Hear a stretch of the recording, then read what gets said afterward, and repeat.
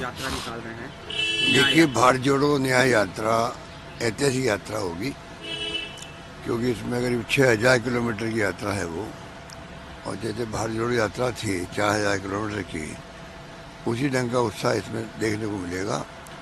मुख्य बात है कि राहुल गांधी जी चाहते हैं ध्यान कैसे, राहुल जी चाहेंगे केंद्र सरकार का ध्यान जो देश की समस्याएं हैं चैलेंज के रूप में, चाहे महंगाई की हो, चाहे बेरोजगारी की हो, चाहे आपस में समाज के अंदर सभी धर्मों में प्यार मोहब्बत भाईचारा हो, चाहे गरीब अमीर के बीच में खाई बढ़ती जा रही है, गरीब गरीब रह रहा है और अमीर अमीर बनते जा रहे हैं, ये सभी मुद्दे बहुत इम्पोर्टेंट हैं।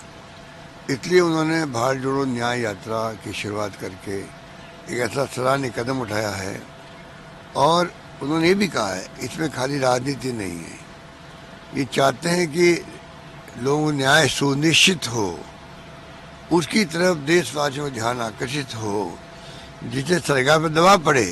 देश की जनता क्या चाहती है, वो त्रस्त है महंगाई से, बेरोजगारी से, तनाव और जो माहौल है हिंसा का उससे, और जो गरीबी बनी हुई है, अमीर गरीब की भी खाई बढ़ती जा रही है, उसकी तरफ ध्यान आकर्षित करने के लिए मैं समझता हूँ कि बड़ा कदम उठाया। हम सब उसका स्वागत करते हैं और हम लोग जा रहे हैं वहाँ मणिपुर के अंदर। 22 जनवरी को राम मंदिर की प्राण प्रतिष्ठा है, कांग्रेस ने तय किया है तक हम नहीं जाएंगे, तो बीजेपी इसको लगातार मुद्दा बना दिया। बीजेपी ने मुद्दा बनाया तभी तो ये सब प्रॉब्लम पैदा हुई है। अगर बीजेपी मुद्दा नहीं बनाती और राम मंदिर सबकी आस्था का केंद्र है, जब सुप्रीम कोर्ट ने कह दिया तो झगड़ा मिट गया था शांतिपूर्ण तरीके से। सभी लोगों ने, देशवासियों ने स्वागत किया, चाहे वो कोई धर्म का हो, कोई जाति का हो, कोई वर्ग का हो। इतना बड़ा कदम जब उठाया स्वागत करके आम जनता ने, उसी ढंग का व्यवहार करना चाहिए था सरकार को भी, और जो समिति बनी उसको भी करना चाहिए था। आज ये नौबत नहीं आती। इसका जब राजनीतिकरण किया गया, जिस रूप में फैसले किए गए कि धर्म गुरुओं को भी, और शंकराचार्य है जो हिंदू धर्म के, सनातन धर्म के सर्वस्व है, और वो गाइड करते हैं पूरे देश के सनातन धर्मियों को भी, समाज को भी और धर्म को भी। क्या नौबत आ गई कि उन सब ने कहा हम नहीं जाएंगे वहां पर। तो आप सोच सकते हो कि एक ऐसा इश्यू बन गया कि पूरे देश के शंकराचार्य कह रहे हैं कि हम सब बाइकाट करेंगे या जाएंगे नहीं, और कारण भी बता रहे हैं क्यों नहीं जाएंगे। वो आप लोग सब पढ़ते होंगे, सुनते होंगे, देखते होंगे, मुझे कहने की आवश्यकता नहीं। अगर शंकराचार्य देश के ये बात कह रहे हैं, उसका अपना महत्व है। इस तरह कंट्रोवर्सी पैदा होने की नौबत नहीं आनी चाहिए थी, ज़्यादा बेहतर रहता। और जब राम मंदिर सबका है, सुप्रीम कोर्ट का फैसला सबके लिए आया है, तो शुरुआत में ही इसको सभी जातियों, सभी धर्मों, सभी वर्गों और सभी राजनीतिक पार्टियों को अगर विश्वास में लेके चलते तो आज ये नौबत ही नहीं आती। ये पूरा पार्टी आरएसएस और बीजेपी का प्रोग्राम वहाँ पे बना दिया गया, बल्कि वहाँ जो प्रबंधन कर रहे हैं वो भी बीजेपी कार्यकर्ता हैं। इस प्रकार के माहौल के अंदर आप इन्वाइट कर रहे हो राजनीतिक पार्टियों को जानबूझ करके, तो उचित बात नहीं है। इसलिए मतलब कांग्रेस ने कहा भाई, कांग्रेस नेता क्या है, मंदिर में जाने के लिए किसी को पूछना पड़ता है क्या? किसी मंदिर, किसी धर्म के मंदिर में, मस्जिद में, गुरुद्वारा में, चर्च में कोई जाए अगर मान लो इबादत करने के लिए, तो पूछ के जाएंगे क्या? पूरी जरूरत नहीं है। और ये प्रोग्राम क्योंकि आरएसएस और बीजेपी का प्रोग्राम बन गया है, तो आप बता दीजिए कि उसमें कांग्रेस वाले कैसे जाते हैं।